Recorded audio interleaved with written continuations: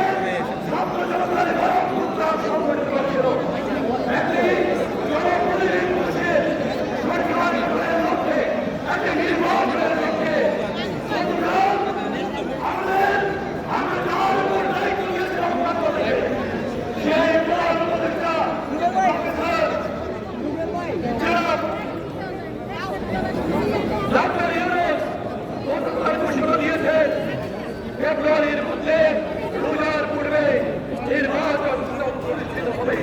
সেই পরিপ্রেক্ষিত নির্বাচন ঘোষণার মধ্য দিয়ে আমরা থেকে আজকের এই মিটিং থেকে এই নির্বাচন ঘোষণাকে স্বাগত জানাই। আমরা এখন দেশ গড়ার এবং নির্বাচনী থেকে আমরা ঘোষণা করেছি। আমাদের কাছে এখন একটাই লক্ষ্য এবং উদ্দেশ্য যে আমাদের একত্রিশতম রাষ্ট্র সংস্কারের যে কর্মসূচি আমাদের নেতা আগামী রাষ্ট্রের জনাব তারেক রহমান ঘোষণা করছে। সেই 31তম সংস্কার কর্মসূচি আসবে ঘরে ঘরে তারের শীর্ষে পৌঁছে দিতে হবে এবং 31তম সংস্কার কর্মসূচিকে সফল করে বাংলাদেশকে আবারও সঠিক রাস্তায় নিয়ে যাওয়ার জন্য একটি সমৃদ্ধ বাংলাদেশ গঠন করবে, একটি সংঘের মাধ্যমে একটি কল্যাণমুখী রাষ্ট্র গঠন করবে। আমাদেরকে কাজ করতে হবে। আমি আমাদের এই কাজে আমরা যারা এখানে উপস্থিত হয়েছি এই কাজে আমরা সংকল্পবদ্ধ হই, দৃঢ়ভাবে ঐক্যবদ্ধ হই। আমরা সকল মেধাবন্ধ থেকে আমরা সবাই একই সাথে তাদের শীর্ষে বিজয়ী করার জন্য 31তম